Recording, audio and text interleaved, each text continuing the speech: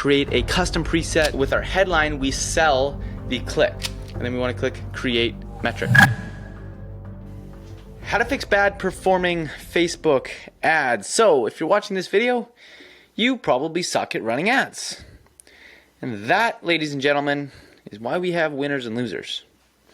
But even though you might be a loser right now, what I'm going to make sure is that by the end of this video, if you watch, implement, take notes, and actually apply everything that we talk about here, you will leave this video a winner.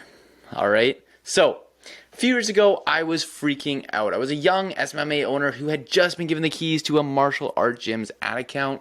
And despite following all the marketing principles, the ads were failing, and they were failing pretty badly. So I started to panic, and like we all do, make emotional decisions. But the worst part was that I had no idea what the problem was. And as Friday came, I had a local networking event to attend. And normally I love these and walked out of them with 2 to 5 new clients. However, this time I didn't even want to go because I was losing confidence in my ability to run Facebook ads. And at the event, I was a little more quiet than I usually was. And then this random guy came up to me and said, "Hey, are you Dylan Wilson?"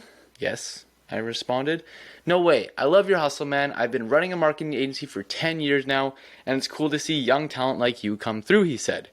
And then after some storytelling and some small talk, I asked him, "What do you do when an ad account is struggling?"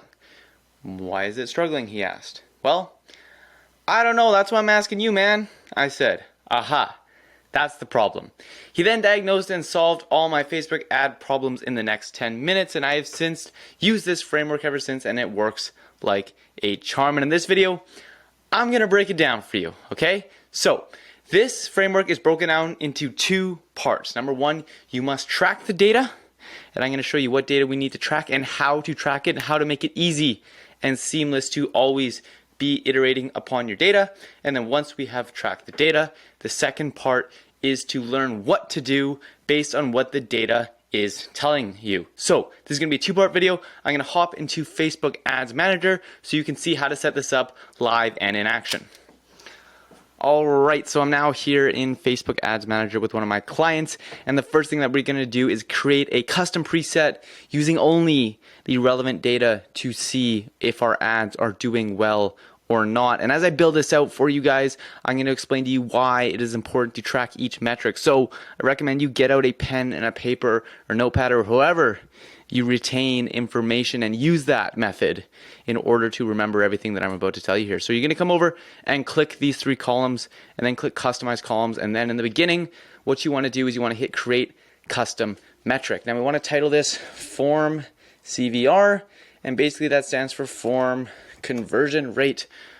So we're going to come over to here, format, we're going to click percentage, we can leave the description empty, then we're going to come over to the bottom here to the formula, we're going to click leads, we're going to do divide that by, and then we're going to do link clicks. We're going to type in link clicks, and then we want to click create metric. Now, we're going to leave that for now. The reason why I recommend that you do that first is because for some weird reason, when you create a custom metric after you have messed up all the stuff on the side here, it resets everything. I don't know why. That's just Facebook being annoying, as Facebook usually does. So after you've created that, we're going to leave that for now, and we're going to come over here and get rid of everything here so we can start with a clean, fresh slate. So first thing that we're going to want to check is our amount spent, and that is for obvious reasons, right? I don't need to go into detail on that. Then we want to go impressions and reach, okay?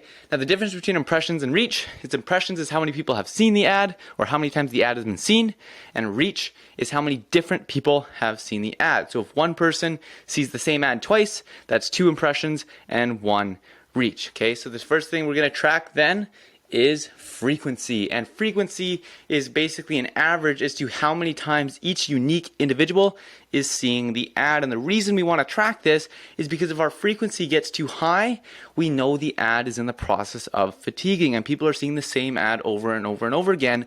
And if somebody has seen your ad 9 times, they're unlikely to convert on the 10th time they see it. So that's why we want to make sure that if our frequency goes up, it's probably time to introduce new ads into our ecosystem.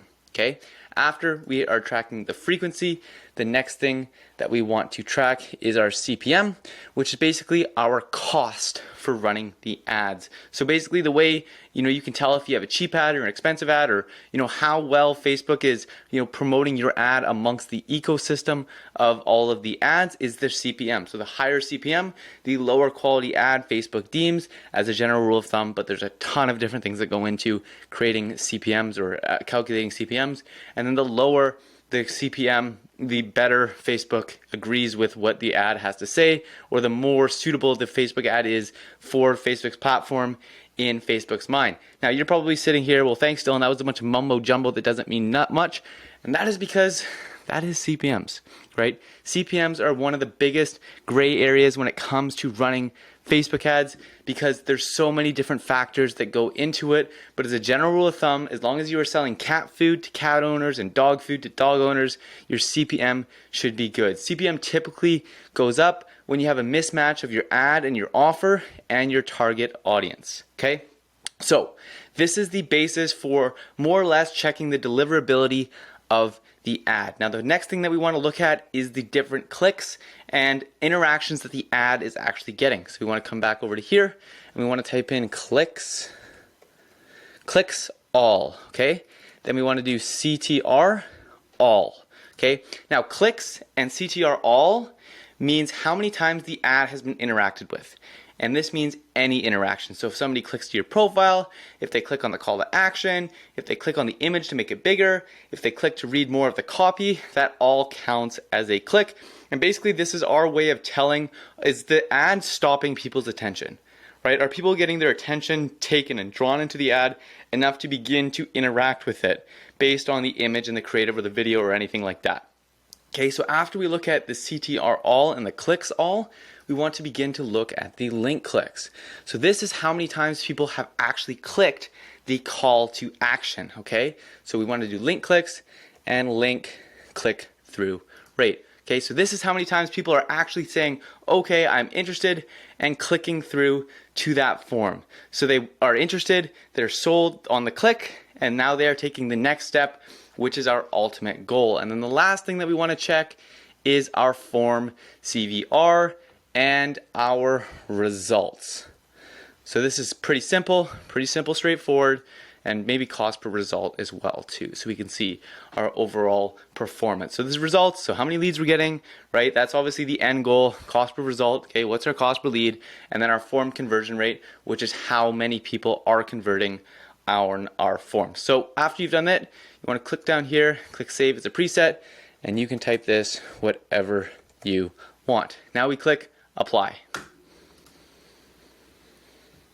Okay, so now that I have clicked apply, I can go through and I can look at all the relevant data from this ad campaign. So real quick here, we've spent $640, the impressions and the reach.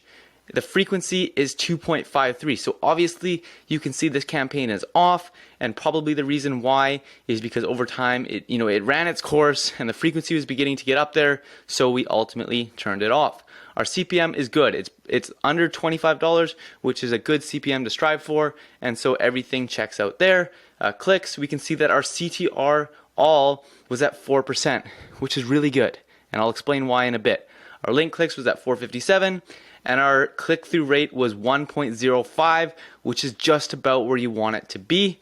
And you can see we got 147 leads, $4.35 a lead, with a 32% conversion rate, which is also really good. So now what I'm going to do is I'm going to hop back into my presentation and give you guys a step-by-step guide as to what to look for and what to change based on the numbers that you are seeing. Okay, so now that we have the data tracked, it's time to use the following formulas to fix the ad if it isn't performing as well as we want it to. Now, one quick disclaimer is yes, there is a lot more advanced tactics and methods and techniques that you can use when it comes to media buying, but I'm making this video for people who are just entering the world of SMMA and just getting a start with their media buying processes. So with that, I'm only going to look at the three main metrics and the most important metrics that make the biggest difference when it comes to media buying. So step one, if your click-through rate all is below 2%, you have a creative problem. And this is because your click-through, your images and your creatives are not stopping people, right? People are just scrolling by them. They're not interested at quick first glance. And because of that, it's very hard to gain traction further down the funnel if you can't stop people to begin with. So if your click-through rate all is below 2%, try split testing new creatives, go back onto Facebook ads library, see what's working well for other people, and continue split testing until you get your click-through rate all above 2%. Now, if your link click-through rate is below 1%, you have a headline / an offer problem, right? So if people are stopping and looking at the ad because your CTR all is above 2%, but then they're not clicking on the call to action, it's because although you might get their attention, once they realize what the ad is actually about, they're not very interested. And usually, with our headline, we sell the click, right? We sell the call to action, claim free $497 ceramic coating offer, right? If people aren't interested in a free $497 ceramic coating offer, they're not going to click to learn more, right? And that usually comes down to our headline and our offer. Now, if your CTR all is above 2%, your link click-through rate is above 1%, but your form conversion rate is below 10%, you have an offer problem. So your ad is doing its job. It's selling the click. But then once people actually realize what they're getting in exchange for their contact information, they're not interested anymore. And one of the biggest mistakes that I see people see is when they set up their Facebook form and they put, hey, enter your contact information so we can call you, right? Nobody wants that. That is what people want to avoid, right?